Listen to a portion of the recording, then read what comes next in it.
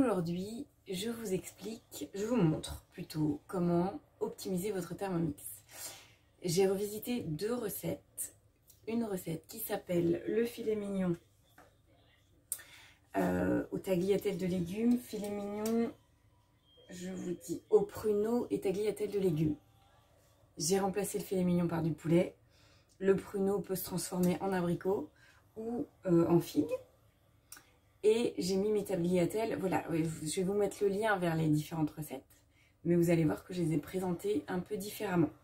Puisque les légumes, c'est panais, carottes, patates douces. Mes patates douces, je les présente en julienne. Voilà, j'ai bien regardé le dernier magazine Thermomix et moi. Et le chef Christophe Haribert nous montre comment faire une julienne. J'ai pris des notes, j'ai fait. Et alors, pour avoir testé les tagliatelles de patates douces, ça se tient pas vraiment, ça se tient pas très bien en fait. Donc je pense qu'en julienne, ça va être pas mal. L'idée de faire cette recette-là et de l'associer de cette manière-là, c'est que, évidemment, ma viande, elle va cuire plus vite qu'un filet mignon. Dans la recette originale, on cuit d'abord la viande, on cuit la viande 35 minutes et après on cuit les tagliatelles de légumes 5 minutes. Ça cuit vraiment très vite, les tagliatelles. C'est pour ça que les tagliatelles, je les ai mises ici avec la viande sur le plateau vapeur. D'accord? Donc, ça c'est la première recette. Normalement, ça cuit juste avec de l'eau. Évidemment, pour optimiser mon Thermomix, je vais faire un velouté, pas n'importe lequel. Un velouté qui s'appelle le velouté de céleri, pommes et noisettes. Donc avec des noisettes torréfiées. Le velouté se fait la veille. Moi je fais ça pour mon plat du lendemain. Et du coup ça va être juste parfait.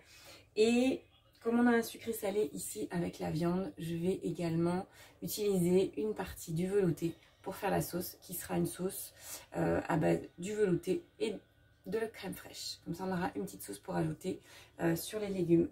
Et ça va être super parce que c'est vraiment hyper coloré, tout ça. Et une sauce avec parsemée de noisettes sur ce plat avec des fruits secs déjà. Ça va être juste super bon. Donc, je vais commencer par la recette du velouté. Hop. Hop. Donc, la première chose à faire, c'est de torréfier les noisettes. Moi, je vais le faire séparément. On va passer cette étape-là et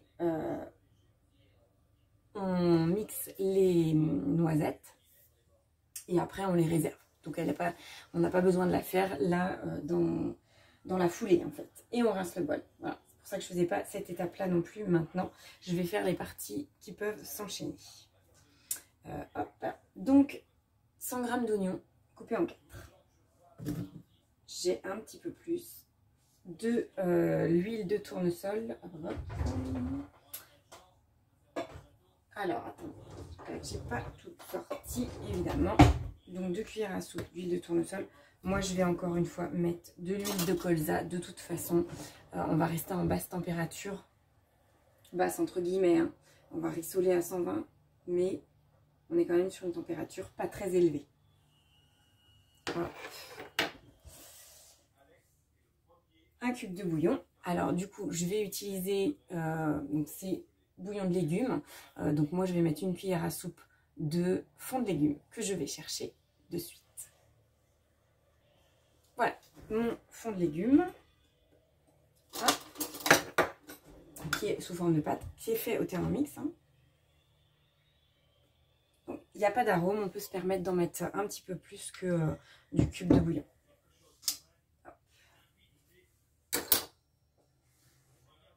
Et là, insérer le couvercle sans le gobelet doseur. Et on va cuire 5 minutes à 120 degrés. Et c'est en vitesse 2. Voilà, cette première partie est faite. Et ça sent déjà super bon. Ça sent vraiment hyper bon. Bon. Du coup, 300 grammes, alors, ouais, voilà, 300 grammes de céleri et 180 grammes de pommes. Vous commencez à me connaître, j'ai tout mis en même temps. Il y avait un peu plus de céleri et j'ai mis 2 pommes golden. Hein.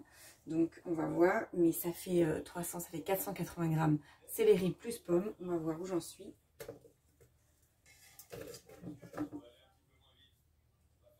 Bon, j'ai 100 grammes de plus, mais c'est pas ça qui va me faire peur, vous savez bien. Du thym frais, hop, non, du thym frais, alors moi ça sera du thym séché, évidemment. Hein. Je dis évidemment parce que, moi je n'ai plus beaucoup.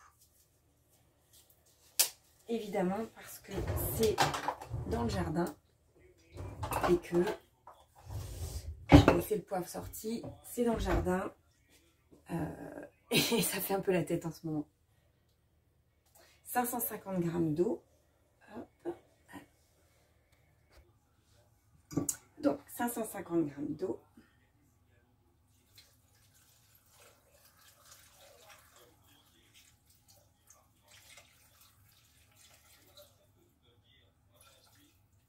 J'en ai rajouté un tout petit peu, puisque j'ai plus de légumes. Insérer le couvercle et le gobelet doseur.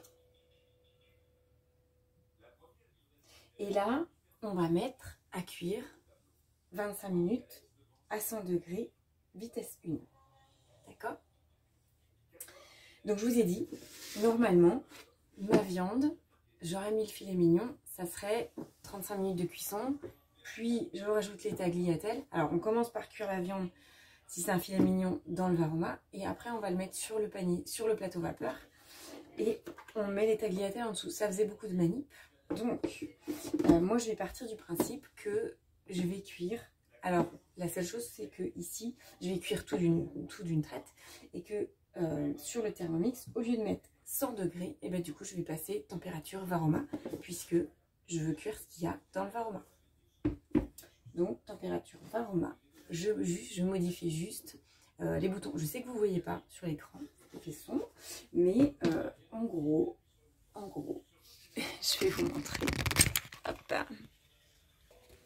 Alors, ici, 25 minutes. Donc, à la base, c'était à 100 degrés. Et moi, j'ai juste mis...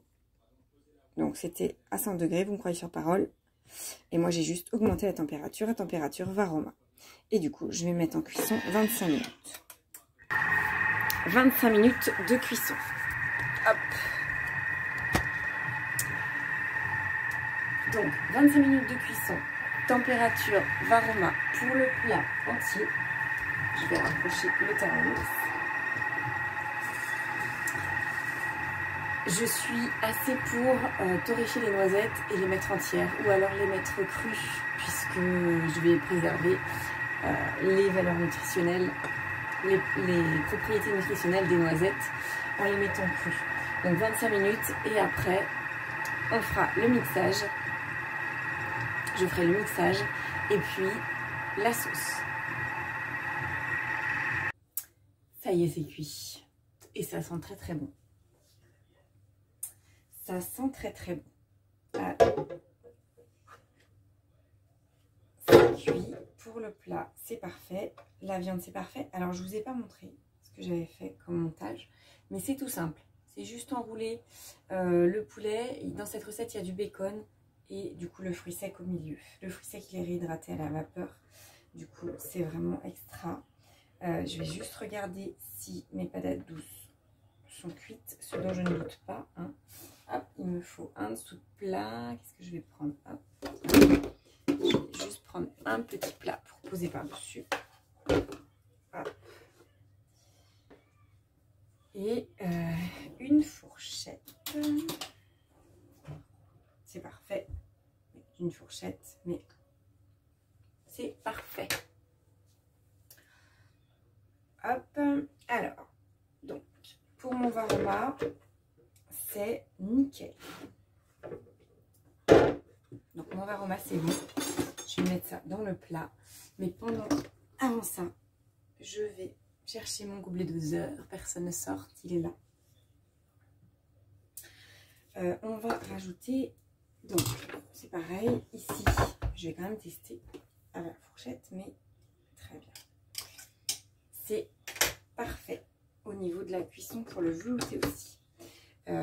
Et donc, alors, il me demande 100 g de crème fraîche liquide, que je n'ai pas. Je vais mettre de la crème fraîche entière, personne ne m'en voudra. Et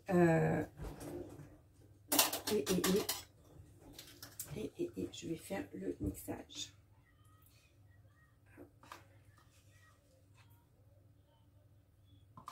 Je vais en avoir. Si, ça va être parfait. Je vais finir le pot. Hop. Hop. Il en reste. On ne va pas gâcher de la crème fraîche. Hein. Pas de ça chez nous. Hop. Parfait. Et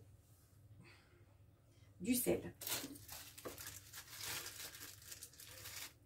Donc ça, c'est une recette du livre recette minceur. La recette de la viande, pardon. Du coup, je mélange un petit peu. La recette de céleri, c'est une recette plus ancienne. Je cherche le poivre et j'en ai pas besoin. En fait, il ne me demande pas le poivre, donc ça sert à rien que je cherche. Insérer le couvercle et le gobelet doseur. Alors, dans la recette, je réfléchis juste à un truc. Dans la recette, il nous disait de cuire avec le gobelet doseur. Forcément, ici, on a perdu un peu avec le format, puisque du coup, la vapeur, on l'a laissé sortir. C'est comme une casserole. Si vous ne mettez pas le gobelet doseur, c'est comme si vous laissiez la casserole ouverte. Ça va perdre un peu d'eau et perdre un peu en température. C'est pas très grave. C'est pas très grave. Voilà, si je voulais vraiment être perfectionniste, je prolongerai un petit peu la cuisson du céleri ici. Mais alors il y a une autre façon de faire, c'est de couper en plus petits morceaux le céleri. De toute façon, ça sera réchauffé. Et donc là, le mixage, c'est vitesse 5 à 8. Voilà, je vais le mettre, je vais vous éviter le bruit. Velouté, mixé. Et c'est ce que je vous disais, exactement ce que je vous disais. Alors, sur la photo, déjà, il était assez épais. Mais forcément, j'ai rajouté des légumes. Donc, je vais pouvoir rajouter de l'eau. Ça va me faire une vraie bonne quantité. Donc, il m'en pichait. Hop, voilà. Je vais rajouter un peu d'eau. Hop, j'en avais pas beaucoup là. Je vais rajouter et mélanger. Là, c'est vraiment le fait d'avoir... j'ai rajouté 100 g de légumes quand même.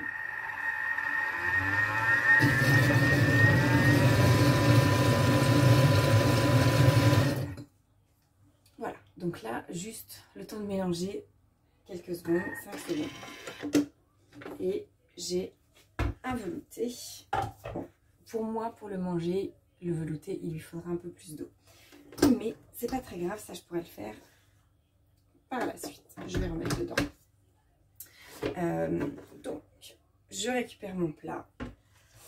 Je vais procéder, je vais dresser dans un plat et à l'assiette. Et je vous fais la petite photo finale.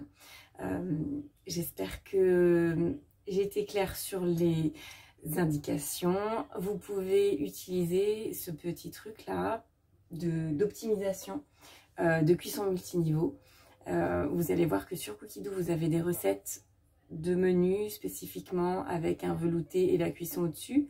Quand c'est pour l'été, on va aviser, on va cuire des légumes avec de l'eau ou séparément juste dans le Varoma avec de l'eau. En tout cas, c'est quelque chose de vraiment utile au quotidien pour gagner du temps, puisque là, on a fait soit l'entrée et le plat avec une partie avec la sauce, soit le plat du soir et le plat du lendemain, ce qui permet de gagner du temps au quotidien. Voilà. N'hésitez pas à me dire en commentaire si vous avez des questions, posez vos questions. Et j'espère que ce format, c'est un nouveau format, j'espère que ce format va vous plaire. Donc je n'étais pas hyper à l'aise parce que c'est la première fois que je le fais. Et donc, je vais m'améliorer sur la prochaine fois. Je vous souhaite une belle journée et je vous dis à bientôt pour un nouveau truc et astuce. À plus tard!